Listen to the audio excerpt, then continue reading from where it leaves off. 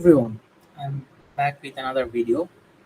In my previous video, we were saying this code for regression using California housing dataset. So let's continue the code from the place we have left in the last video. So we are talking about hash map and why we are using that. Then we are actually splitting the dataset, and then we created a housing ID by multiplying the latitude and longitude, by multiplying longitude into 1000 and latitude and adding the latitude. And also, so we created a new variable called id, so which might help us later on. So then we are seeing the test set we have created. So the test set is now shown using the head method. So in test set there is a id variable.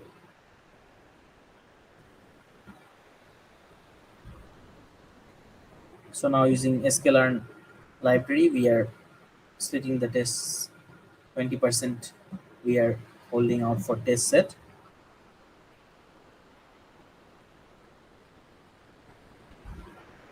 Now we are also plotting a histogram plot for the median income variable column.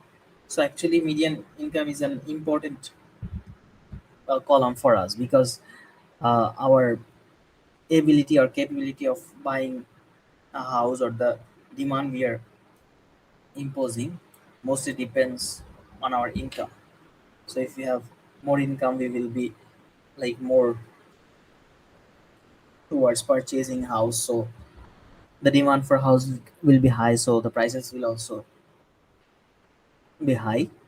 So the California house price has a major should logically it should have a major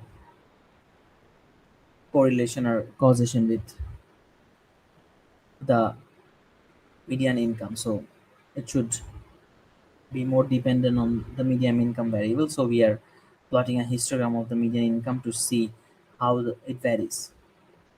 So we can see that it varies over a wide range. So like 2000, there is also 6000, 7000, 8000. So since we are seeing that there are lots of categories, so we are dividing it into categories using a new variable called income underscore category. So we are using the pandas.cut method to cut the columns into several categories. So we're giving 5 levels for the 5 categories. So we can see that up to from 0 to 822 there is one category. From there is another category from 820 to 6581, or so there is another category from up till 7236. So this is how the categories are changed. Like from 822 to 2362 there is one category. From 2362 to 3639 there is another category of income. And from 3639 to 6581 there is another category. So we are just trying to see that if the category changes, then does the price changes, does it affect the price? If the income category changes, does it affects the California housing price? So we are now separately plotting the income underscore cat variable. So you can see that there are 5 separate income categories. So now we are using sklearn.model. We are using the stratified shuffle split library from sklearn to split our data set again. So previously we just use a random splitting, or but now we are using stratified shuffle split to split our data set. So as usual, 80% will be for training and 20% will be for testing, and we are also including the housing income category in the test set. So this might be helpful for our prediction and to get more accuracy. So what does this stratified shuffle split method does? So actually, if we take randomly, there might be some sampling bias. So in our test set or in the training set, there might be some sampling bias. So what this stratified shuffle is doing, it is ensuring that our data set is taking, or our training and test set is taking values from all sort of population, from all every population or every. So if our 50% of the, if 50% of the data is from one income category, so the other 50% one income category, so the other 50% should be, 150% should be for the training set, and another 50% from one income category is for, should be for the test set. So we should ensure that our data set is taking values from different, like all population, or from all income category. If our data set, training set is taking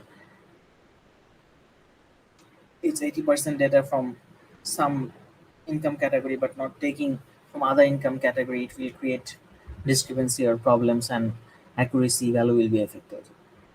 So using stratified shuffle split, we are ensuring that our data set is taking, our training and test set is taking values from all the income categories. So if we give the training set all the rows of all the income categories, five income categories, or all the three income categories, but we left out two categories, that will not be helpful for us. Also, for the same goes for the test set. So stratified shuffle speed actually ensures that all in that the data set, training or test set, gets the values from all income categories. So as you can see, the now the stratified test set gets data from all categories. So it gets this portion of like 11% from, 35% from third category, 31% from that category, and like this it's getting from all the income categories.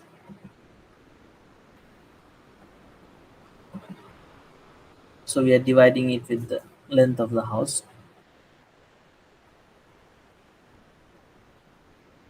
Okay, so far I hope it's clear to you.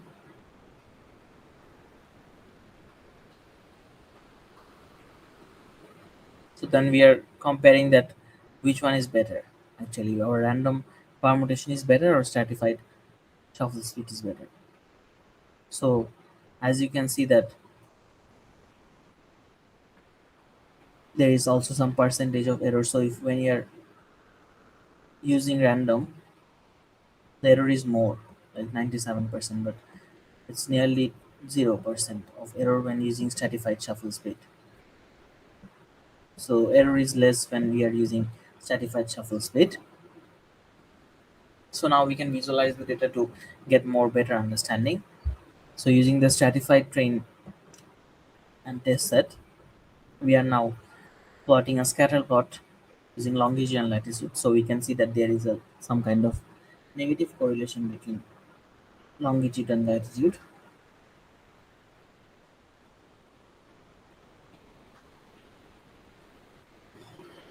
So we are also plotting population with the longitude and latitude value.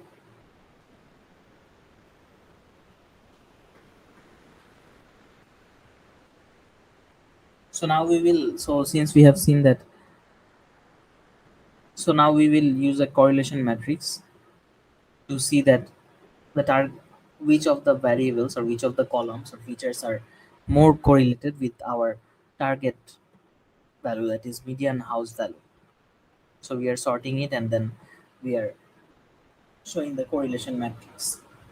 So here we are seeing that the median house value with median house value will have one correlation, that's for sure, because it's the same thing. But you can see that for median income it shows a correlation value of 0.68. So it is using Pearson correlation coefficient in the backend. So for median income, so if the correlation is near to 1, that means it is highly correlated, and if the correlation value is like less than 0.5, then it is not much correlated, or minus, then it is, there is no correlation. So so as you can see that there is a high correlation for median income with median house value. For total rooms there is some correlation but not much. High for house median age there is also some. For household there is some correlation but very low. For total bedroom there is also very low correlation, but there is also negative correlation for population longitude and latitude. So this is normal actually. So this somewhat makes sense. So we can see that median income actually is a very is that the median house value is highly dependent on median income actually.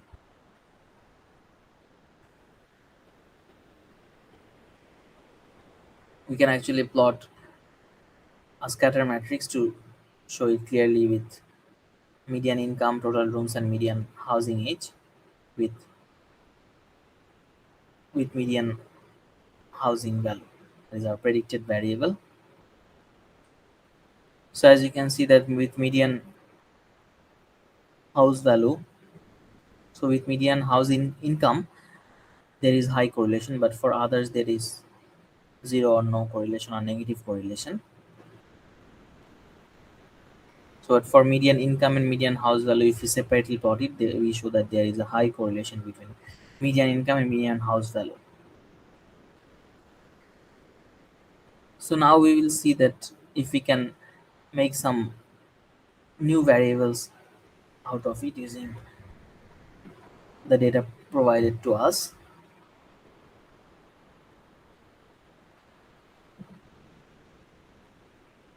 So we are trying to generate some new variables or columns.